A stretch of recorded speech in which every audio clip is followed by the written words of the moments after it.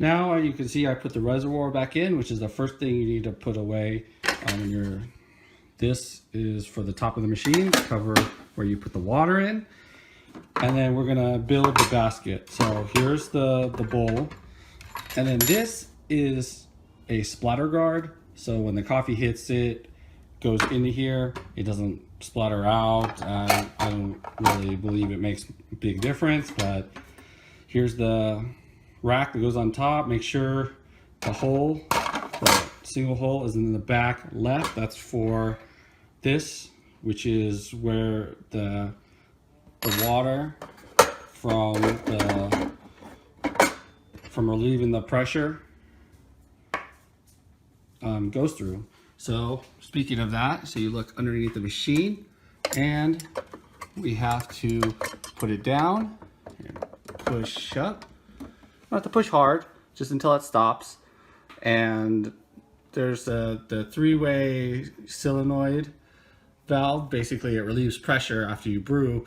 The water will shoot out through there into the basket, so you need to make sure the hole is there so it doesn't make a mess. Here is the portafilter again, second look at it. It comes with one portafilter, which is all you really need. Here's the commercial basket. It has plenty of holes in the bottom, and that's how you can tell the difference. Now if you look at the pressurized basket, you see it looks like there's a bunch, but there's only one hole in it. And it is designed for pre-ground coffee. Maybe if you have a grinder that's not really good, that you can fine tune it and it doesn't grind fine enough. And when you're using this, you have to use this pin in the bottom. It'll keep, if you don't use it, then when you brew, the coffee will shoot out of here and make a huge mess.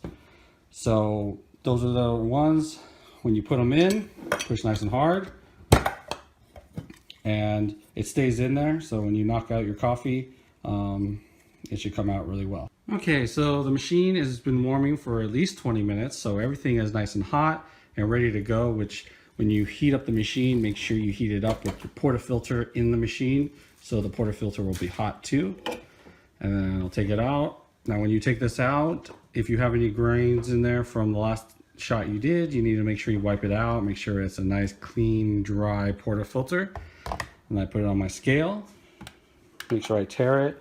I always have it for grams. I do 16 to 18 grams. I'm doing the pre-ground illy today. So I'm gonna weigh that out. Okay, you can see I have 18 grams of coffee in here. So then normally what I do, which this is gonna be tricky with one hand, but I tap it slightly. And then I'm gonna tamp. Normally I do it with two hands, but just trying to show you. And then I tamp until it's firm, flat, and then I tap it. And then I'm gonna tap again, and you want it to be, there's a line in there, which you can kind of see. It needs to be below that. If it is above that, then your coffee is gonna end up touching the screen in your machine, and it just makes a mess, and it'll be way too much coffee, and it'll come out and taste nasty. So that's tamped. Now what I do is I run a little bit of water through it.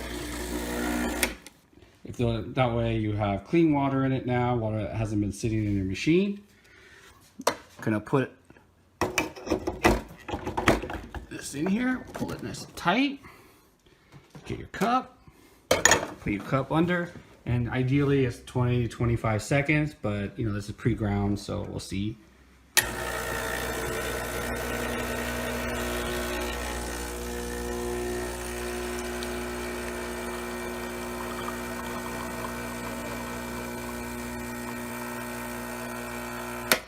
That looks like good. It's starting to turn blonde, meaning it's done.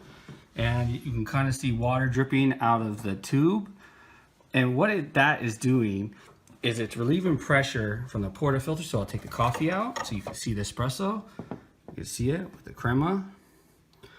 Now, what we're gonna do is I wanna show you, so I'm gonna take this out and you'll see some moisture in it. See, it's a little but see how it's kind of drying out quickly. And that's from that solenoid valve that's in there that's relieving the pressure. So when you hit it out, it comes out one easy puck. So if you're gonna do multiple, then you just wipe this clean and you're ready to go. Now we're gonna take a look at the steaming function. So you just push this button down, and what that's doing is heating the boiler hotter so it can produce steam. You saw this light is out. When this comes back on, it's hot enough to make steam. This knob releases the steam. There it goes. Turn right back on. So when you push the switch, see, there's your steam.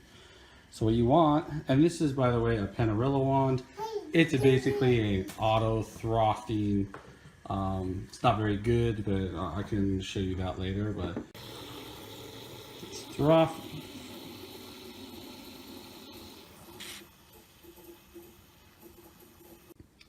Okay, so it's done. Couldn't show you the whole thing because I'm doing this with one hand, but you always want to make sure you wipe it clean. Put it over here, put some more steam out.